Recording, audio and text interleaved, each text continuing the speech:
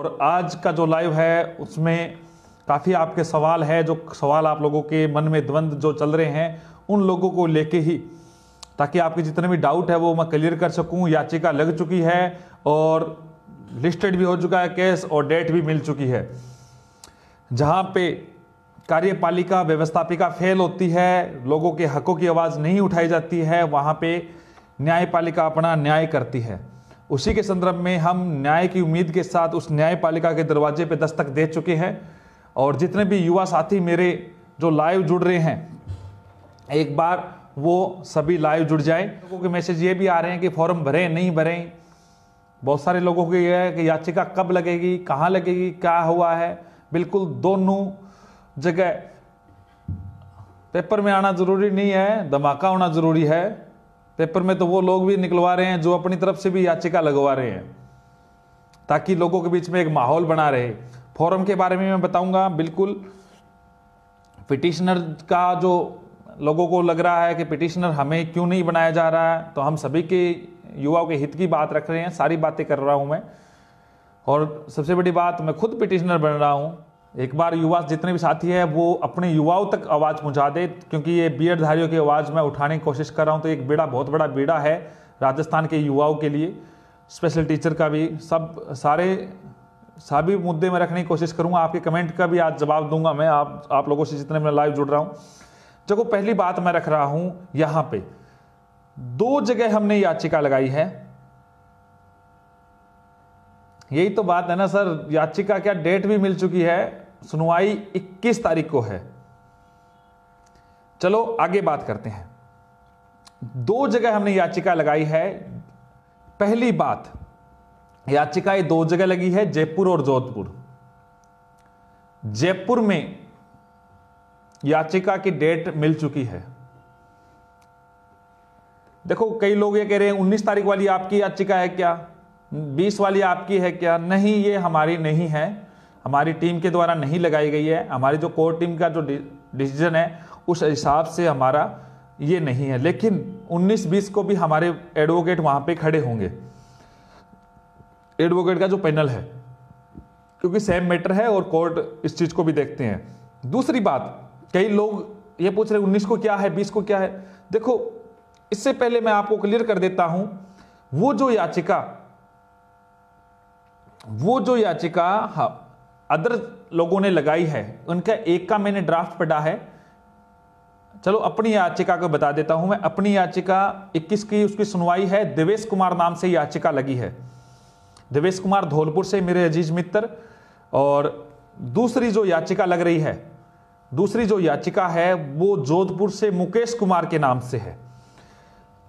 हाँ, कई लोगों को नाम से अब थोड़ा दिक्कत होगा, तो सब कुछ चीजें ओपन तो अब करनी है। बहुत सारी चीजें अब छुपा के मैंने बहुत दिन रख लिया। वकील कौन है, वकील, एडवोकेट भाई साहब, 2 एडवोकेट तो आप लोगों के सामने नाम आ जाएंगे, क्योंकि जब याचिकाओं के नाम आ रहे हैं तो 2 एडवोकेट के नाम आ जाएंगे, और 4 एडवोकेट अभी छुपे पड़े हैं।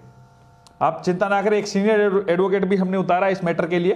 तो सारी चीजें आप लोगों के सामने, बहुत सारी पहलू धीरे धीरे आएगा, क्योंकि मैं उन चीजों को भी जान रहा हूं कि जो हमारे खिलाफ जो बैठे हैं वो क्या क्या कर रहे हैं। देखो, 11 सदस्यों की हमारी एक कोर टीम है, सही तरीके से सो भी नहीं पा रही है। भर्ती रद्द कराने, भैया भर्ती को बिल्कुल रद्द नहीं कराएंगे। तैयारी कर ले, 25 तारीख को एग्जाम होगा, कान खोल के सुन ले। आगे सुने, 19 तारीख की जो याचिका लगी हुई है, उसके साथ जो एक याचिका लगी थी खलील अहमद खान जैसे एडवोकेट ने, इन्होंने लगाई है। उस याचिका को जिस प्रकार से वेटेज दिया गया है कि ये बीएड वालों के लिए लगी है, तो उस याचिका के ड्राफ्ट मैंने पढ़े हैं। उस ड्राफ्ट में किसी भी प्रकार की हमारे फेवर की बात नहीं कही गई है। बहुत सारी याचिकाएं लगेगी, हमें भ्रमित करने की वाली बात भी कही जाएगी। तो अशोक बिश्नोई, आपको सादर नमन प्रणाम, आपने जो लिखा उसके लिए। 19 तारीख या 20 तारीख की जो भी ये याचिकाएं हैं, अब वो बात गौर से सुने कि जो याचिका हमारे अगेंस्ट के रूप में भी लगाई जा सकती है, हमारे फेवर में भी हो सकता है। उन पे मैं आरोप नहीं लगा रहा हूं, लेकिन उनके ड्राफ्टिंग में एक बात रखी हुई थी स्पष्ट तौर से कि आर्टिकल 14 और आर्टिकल 16 का उल्लंघन है, यानी विधि के अनुसार सभी समान है। ये 14वें अनुच्छेद में है और 16वां कहता है लोक नियोजन में अवसर की समानता। तो इस प्रकार की जो बात थी, इस प्रकार की उन्होंने बात रखी, ना कि कोई एनसीटी की गाइडलाइन रखी है, ना कोई कोर्ट के जजमेंट रखे हैं, ना किसी प्रकार के राज्यों के नोटिफिकेशन को रखा है। तो मैं किसी प्रकार से ये नहीं मान सकता कि ये याचिकाएं जो और लगी है वो हमारे फेवर की है, नहीं है। मैं नहीं मानता कि वो हमारे साथ हमारे प्रकार की है। लेकिन एक बात क्लियर है, हमने जो ड्राफ्टिंग तैयार की है वो शानदार करवाई है। हमारे एडवोकेट साहब जिनका नाम और परिचय के आप मोहताज, आप वेट कर रहे होंगे कि उन एडवोकेट साहब का नाम मैं ले लूं, तो एक बार और भी वेट करें।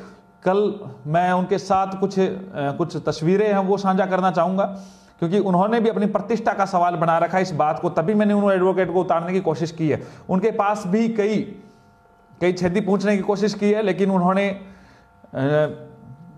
हर बात मेरे साथ शेयर की है कि हाँ असलम इस प्रकार की बातें हैं, और हमें चाहे कोई कुछ भी कहे तो उनको भी, जो हमारे पास आएंगे उनको भी मुंह की खानी पड़ेगी दोनों साइड से।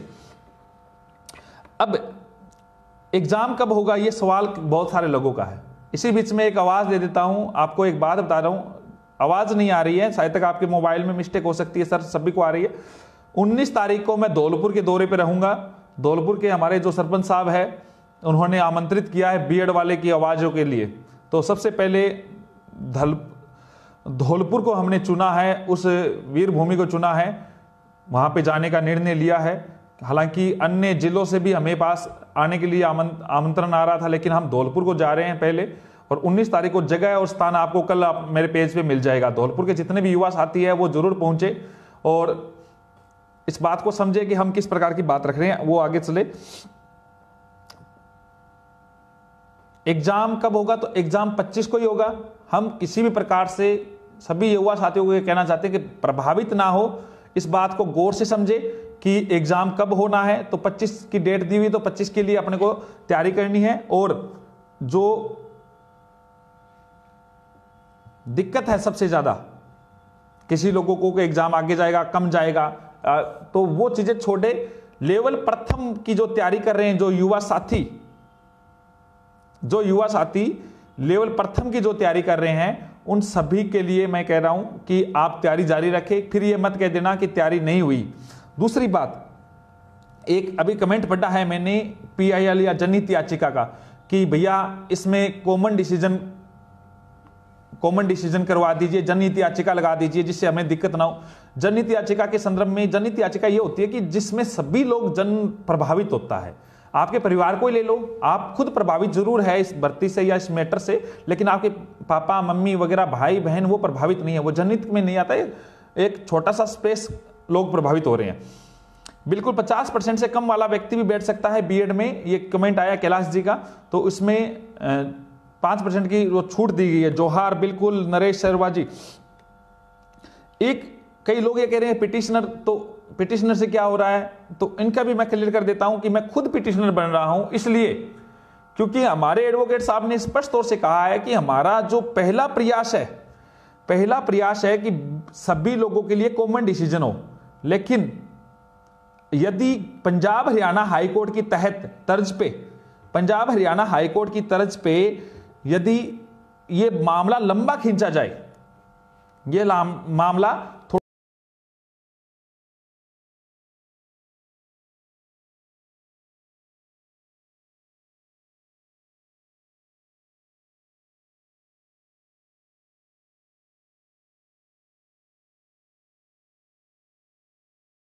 थोड़ा लंबा खींचा जाए, और लंबे की वजह से सुवाई सिंह जी, विज्ञान शाह जी नहीं है, विज्ञान शाह जी हमारे अगेंस्ट लड़ रहे हैं। हाँ, ये मामला थोड़ा लंबा खींचा जाए, और लंबा अगर खींचा जाता है तो सरकार की तरफ से पूरी बात को कोशिश करती है। और हम ये चाहते हैं कि जो कोर्ट कई बार ऐसा कह देते हैं, जो प्रभावित है, जो लोग प्रभावित हो रहे हैं, या जो पिटिशनर है या याचिका करता है, पिटिशनर के बारे में कई लोग नहीं जानते तो मैं बता देता हूं कि जो याचिका करता है उन लोगों। तीसरा, जो हमने सीनियर एडवोकेट से जो हमारी बात हुई है, सीनियर एडवोकेट से जो बात हुई है, वो सीनियर एडवोकेट की आज तक हम अपने हिसाब से मैनेज करने की कोशिश कर रहे हैं फीस को जितने भी, क्योंकि आपको पता है सीनियर एडवोकेट कितने रुपए लेते हैं, सभी को पता है, बहुत ज़्यादा फीस होती है। तो आप सभी लोगों से मैं अनुरोध भी कर रहा हूं कि आप थोड़ा सहयोग करें, क्योंकि हमारे इस टीम को आप सभी लोगों के सहयोग की जरूरत है। 25 तारीख को जो पिटिशनर है, कम से कम वो हो सकता है, मैं सभी को गौर से सुन लीजिए, 25 तारीख का जो एग्जाम है, मैं पिटिशनर को तो कंफर्म बिठाऊंगा। कई लोग ये कोशिश कर रहे हैं कि हम डेट ले लेंगे, डेट ले लेंगे, हम वकील से ऐसे बात करेंगे डेट ले लेंगे, आगे उनको एग्जाम तक नहीं होने देंगे। 25 अप्रैल तक बहुत डेट पड़ी है और इतने पिटिशनर मेरे पास है कि मैं खड़ा कर दूंगा हम कितने नए केस लगा दूंगा। मैं पूरे प्लान के साथ काम कर रहा हूं, फिर भी मेरे आप लोगों का सहयोग चाहिए। कर्मचारी बेझिझक अपने हक की लड़ाई के लिए न्यायालय जा सकता है, उनको कोई दिक्कत नहीं है। और दूसरी बात, वो जो लोग ये पूछ रहे कि क्या हमें पिटिशन बनने के बाद में कोर्ट आना पड़ेगा, तो कोर्ट नहीं आना है आपको। दूसरी बात यह है कि आपको कोर्ट नहीं आना है, किसी प्रकार से आपको घबराने की जरूरत नहीं है। रजनीकांत जी बिल्कुल दौसा से और किसी प्रकार से, कई लोग आप इधर उधर की बातें कर रहे हैं, दावा कर रहे हैं, आप लोगों को गुमराह करने की कोशिश करें, तो आप बिना झिझक के मेरे नंबर, मेरी टीम के नंबर मैंने आप लोगों के सामने रख रखे हैं। आप अपनी बातों को रखें, कई सुनी बातों पे बिल्कुल भी गौर ना करें। हम काम कर रहे हैं। एक हमारा जो टेलीग्राम का ग्रुप है उसको कोई लोग संभाल नहीं पाते हैं, कई अन्य लोग जो हमारे विपक्ष के हैं, शुक्रिया दीपक जी, दीपक सांवरिया जी मेरे बहुत अजीज मित्र हैं, वो लोग उन ग्रुप में कोई अश्लील बातें ना डाले, इसलिए हम कई बार उसकी चैट म्यूट कर देते, क्योंकि हम क्या कर रहे हैं, अपने काम से काम लगे हैं। पूरे दिन की ये फाइलें वाइलें तैयार हो रही है, अलग अलग प्रकार की, हर प्रकार के डॉक्यूमेंट्स मैं तैयार करता हूं, ये फाइलें तैयार हो रही है। अभी मैं वापस इसके बाद में आपसे लाइव रूबरू होने के बाद में मैं वकील साहब के पास, इनके पास जाऊंगा, हर प्रकार की काम कर रहे हैं। इस तारीख को इसकी सुनवाई है, जिनको जलन हो रही है वो होने दीजिए।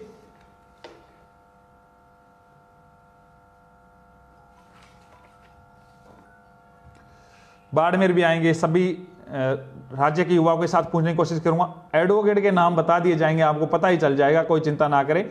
2016 साइंस मैथ के संदर्भ में जल्द ही मेरी बात हुई है, हमारे माननीय शिक्षा मंत्री जी के सामने भी अवगत कराने की हम पूरी कोशिश कर रहे हैं। प्रमोटेड स्टूडेंट भी याचिकाकर्ता बन सकते हैं, बिल्कुल भर सकते हैं, 45% वाले।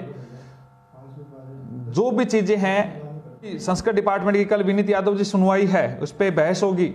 ये मत सोचे कि कुछ नहीं होना है, जो चीज मैं कह रहा हूं वो क्लियर कह रहा हूं, क्लियर कट कह रहा हूं कि 100% हमारा जो पहला प्रयास है वो लेवल प्रथम में बीएड धारियों को बिठाना है। फिर दूसरा प्रयास, हम उनको केस भी जिताएंगे, नौकरी भी दिलाएंगे। हमारा पहला प्रयास ये है कि याचिकाकर्ता ज्यादा से ज्यादा बनाए, और हमारा उसके साथ यही प्रयास है कि सभी व्यक्तियों के लिए कॉमन डिसीजन हो। देखो, मैं बहुत अच्छे से जानता हूं कोर्ट के मामले को, मेरे खुद के नाम से 9 जनवरी 2020 को आदेश हुआ है जोधपुर हाई कोर्ट से, और उसी के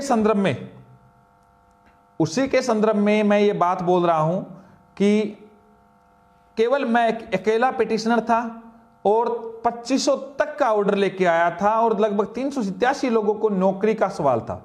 जब आपका मामला नौकरी का होता है तो जो ज्यादा नंबर वाले होते हैं उनका सिलेक्शन होता है।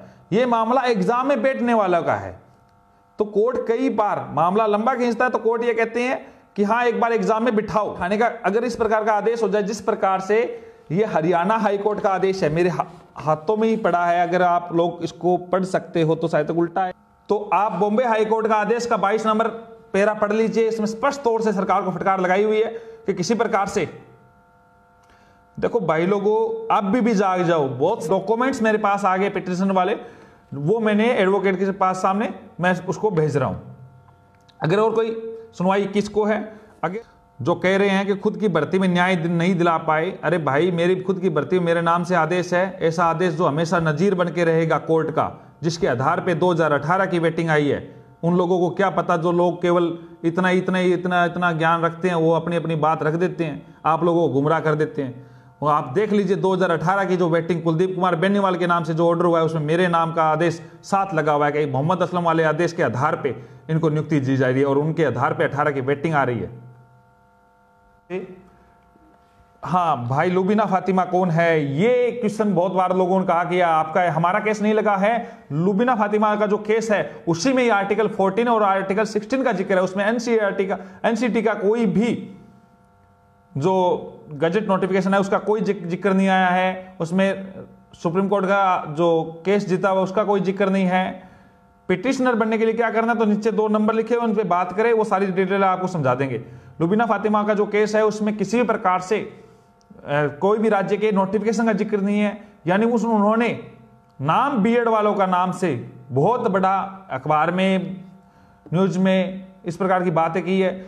और साथ में इस याचिका का एक बड़ा और पहलू है, इन्होंने सिंगल बेंच में ना लगा के डिवीजन बेंच में लगाया, बड़ी रणनीति के साथ। इसलिए कि इसमें आएंगे, डीबी में जाएंगे तो डीबी में एजी उतरेगी, सरकार की तरफ से एजी उतरेगा, एडवोकेट जनरल, और वो अपनी बात रखेगा। तो ये केस में दम नहीं है तो याचिका खारिज हो जाएगी। तो लोग इस प्रकार के कह देंगे बीएड वालों की याचिका खारिज हो जाएगी। अरे बीएड वालों का केस आप चिंता ना करें, आपका भाई लड़ रहा है, वो अलग केस है, उनके मिनट्स अलग है, उनके ड्राफ्टिंग अलग है, उनका मुद्दा अलग है, वो फंडामेंटल राइट्स के आधार पर लड़ रहे हैं, हम एनसीटी के रूल्स को चैलेंज कर रहे हैं। तो आप लोग किसी भी प्रकार से आकातीज बिल्कुल गौरव जी, बादरा तो बहुत नजदीक है, बहुत बार आता हूं मैं, तो आप सभी लोगों को यह बात ध्यान रखें कि किसी भी प्रकार से जो अन्य केसेज है हमसे जो अलग है, हमारा जो केस आएगा उनकी सारी बातें आप लोगों के सामने रख दूंगा।